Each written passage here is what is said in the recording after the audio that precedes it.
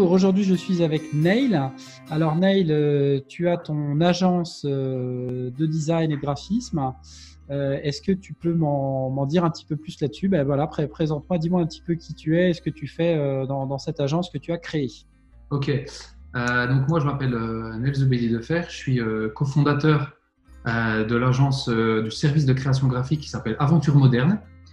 Donc c'est un service de création graphique unique en son genre dans le sens où on propose des créations graphiques par abonnement. Donc c'est un petit peu différent de ce qu'on peut trouver actuellement sur le marché, c'est-à-dire que on passe pas par l'étape devis, facturation. Nos clients s'abonnent à notre service. Et à partir du moment où ils s'abonnent à notre service de création graphique, ils peuvent bénéficier de design graphique à volonté. Donc, création de logos, de chartes graphiques, de brochures. On fait pas mal de web aussi, donc des landing pages avec tout ce qui concerne le web, donc de l'UX design, de l'UI design, des illustrations, des pictos, des icônes. On fait du motion design également.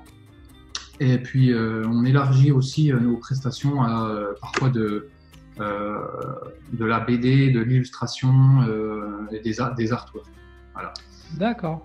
Ouais, c'est un concept assez intéressant. Donc, ce concept d'abonnement, j'imagine que tu as différents types d'abonnements, différents niveaux d'abonnement pour tes Ouais, clients. alors pour le moment, on a deux abonnements. Enfin, deux abonnements, on a deux tarifications. On a le premier abonnement qui s'appelle l'abonnement découverte, qui est à 897 € par mois, donc qui permet aux clients d'avoir un graphiste attitré donc, pour son entreprise. Donc, nous, l'idée, c'est de proposer via ce service aux entreprises qui n'ont pas de designer intégré ou qui n'ont pas les capacités ou les compétences de création. On leur permet d'internaliser leur service graphique. Donc, c'est nous qui prenons le lead sur leur pôle graphique. On devient leur pôle graphique, même s'ils n'en ont pas. Du coup, on permet aux entreprises de bénéficier d'un graphiste dédié sur leur projet à plein temps. Voilà.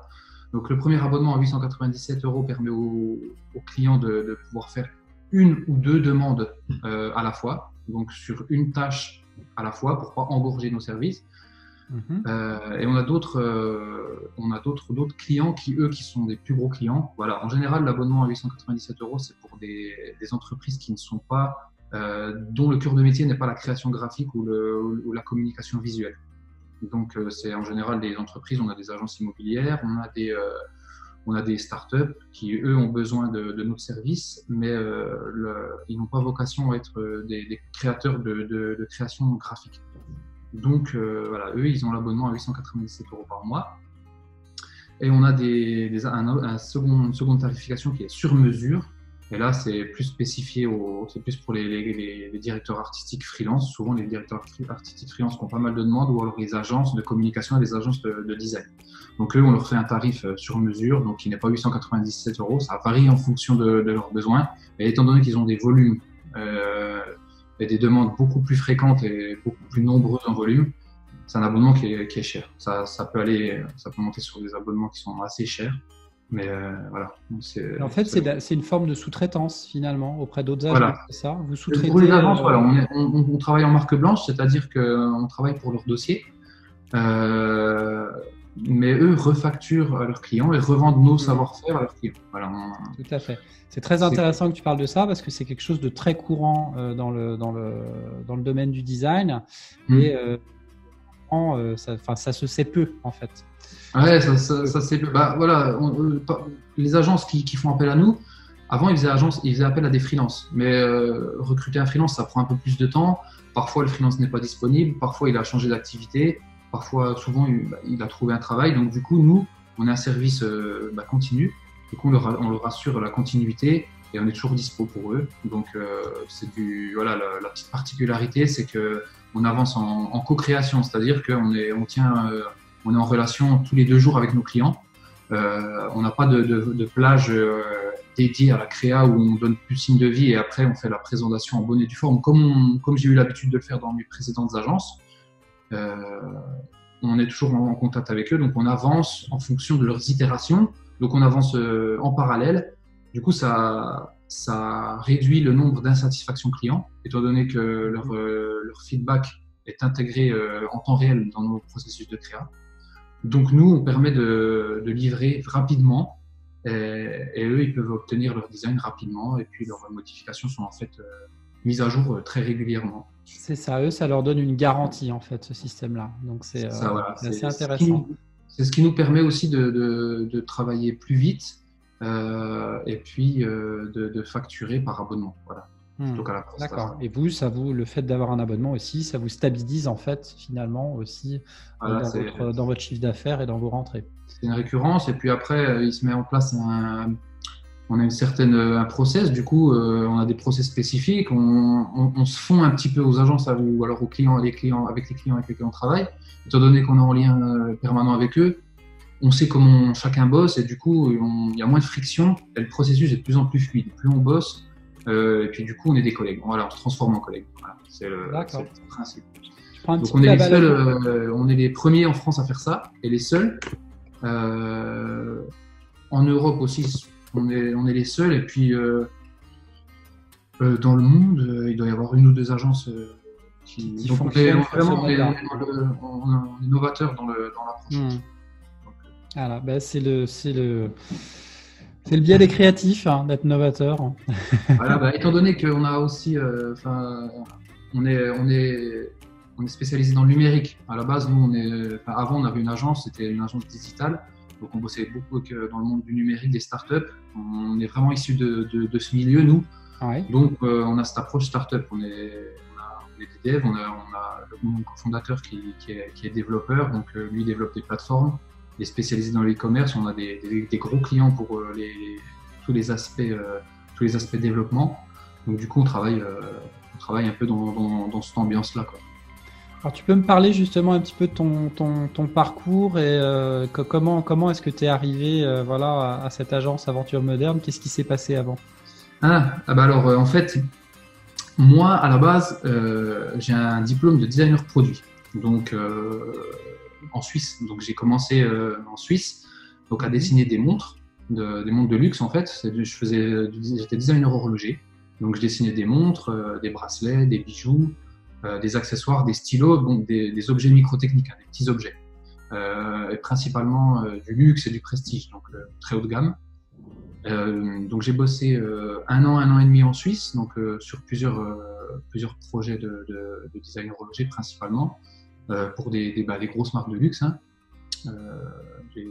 On n'a pas le droit de les citer. En Suisse, on est assez confidentiel à ce niveau, donc voilà, j'ai bossé pour des grosses marques suisses.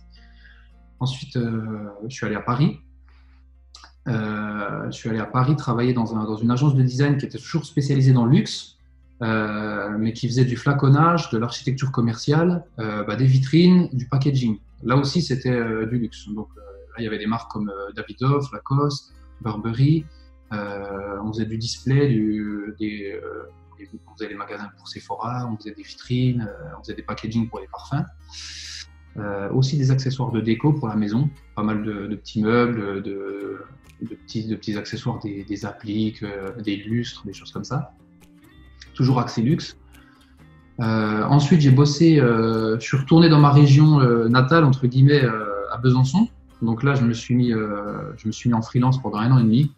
Donc j'ai continué à bosser pour les clients que j'avais déjà eu auparavant. Et puis avec certains contacts que j'ai noués au fur et à mesure de mon parcours. Voilà, ça c'est des créations que j'ai fait quand j'étais à Paris, ça justement, dans tout ce qui était display. Voilà, ouais, j'en profite pour partager l'écran avec une partie de ton bouquin. Voilà, ça c'est des PLV, c'est des choses qu'on fait principalement dans les agences spécialisées dans la cosmétique, voilà, et les parfums, le flaconnage. Ensuite, je suis allé, j'étais en freelance où j'ai continué grosso modo le même genre de boulot. C'était de la PLV, du logo, du packaging. Et ensuite, j'ai intégré la société Pariso. Donc, c'est le leader européen de la fabrication de meubles. Donc, où j'étais dans l'équipe marketing et communication. Où là, je m'occupais de tous les aspects graphiques de l'entreprise. Donc, c'est une multinationale qui a plusieurs marques et plusieurs entreprises. Donc moi j'étais en charge de toutes les identités graphiques de toutes les marques et de toutes les filiales de la société. Donc, on faisait des meubles pour Conforama, Alinea, Casto, Leclerc, Brico, Leroy Merlin, toutes les grandes enseignes dans lesquelles on peut trouver des meubles en kit, sauf Ikea, bien sûr. Mais en gros, tout le reste, c'était Parizeau c'est toujours Parizeau d'ailleurs. Hein, Et ton job, c'était quoi précisément là? Ah bah moi, j'étais dans l'équipe de communication graphique, donc moi, je m'occupais de faire les catalogues, tous les logos de toutes les marques, toutes les cartes de visite, tous les cartons d'invitation, tous les sites internet, toutes les interfaces, parce qu'on a beaucoup de sites internet, des sites e-commerce. Hein. Et puis bon, bah ça c'est les façades, hein, la signalétique de l'entreprise, bah, avec les panneaux aussi, toutes les notices, les cartons. En bref, tout ce qui était visuel, c'est moi qui avait la main dessus. Voilà. D'accord. Voilà. Et donc, alors, qu'est-ce qui s'est passé après? Comment t'es arrivé à la création d'une agence en fait? Ben alors, au bout de je suis resté 5 ans dans cette entreprise, donc c'était tellement grand qu'il y avait beaucoup de choses à faire, mais au bout de 5 ans, on fait quand même le tour du propriétaire. À partir du moment où j'ai eu l'impression d'avoir fait le tour de la question et puis gagné en maturité, en fait. Voilà, on gérait des fabrications, j'ai géré des gros projets catalogues, des grosses campagnes d'affichage sur des salons, sur des campagnes nationales. Je m'étais dit qu'il était temps que je mette à profit cette expérience, mais pour moi-même. Donc j'ai créé avec mon associé actuel, hein, j'ai créé une agence de communication digitale. Voilà, donc toujours sur le même type de prestat. Donc là, plus accès numérique, c'est là que je me suis mis sur le numérique, les nouvelles technologies, le monde des startups. Donc on a continué à faire des sites internet, sites vitrines, des plateformes e-commerce, des logos, des chartes graphiques. Et puis au fur et à mesure des retours clients, on a eu l'idée de réinventer ce système entre guillemets classique d'agence de com. On a décidé de réinventer le système en proposant nos prestats par abonnement en fait. Voilà, donc on a créé Aventure Moderne. Super, bah, écoute, merci à toi de ce partage. J'ai une dernière question.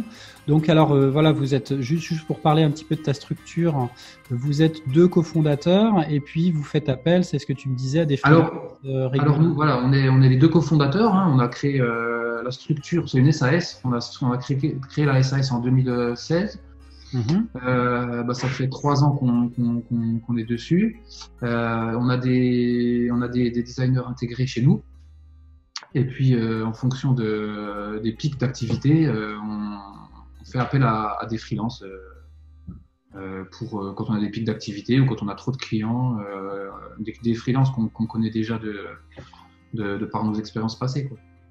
D'accord, ok. Voilà. Et alors, dernière question pour le coup, justement, quelqu'un qui voudrait se lancer dans le design, c'est quoi tes conseils avec le recul que tu as aujourd'hui? Déjà, il faudrait la première caractéristique, enfin il faut déjà être curieux. Voilà, déjà être curieux, pas avoir peur de poser des questions. Voilà, curieux, c'est-à-dire que il faut être capable de s'intéresser à autant une création packaging que faire une création d'une vitrine ou d'une enseigne. Il n'y a pas de création plus valorisante que d'autres. Il n'y a pas de marque plus valorisante que d'autres. Chaque sujet doit être pris de façon égalitaire en fait. Hein. Il y a pas de, on peut très bien travailler pour Brico Dépôt et aussi travailler pour Ruinart. Il faut savoir traiter les 2 sujets de la même façon. Donc, il faut être curieux et il ne faut pas avoir d'a priori et dire moi je ne veux pas faire ci ou ça. Quand on est un professionnel, on doit savoir traiter toutes les demandes.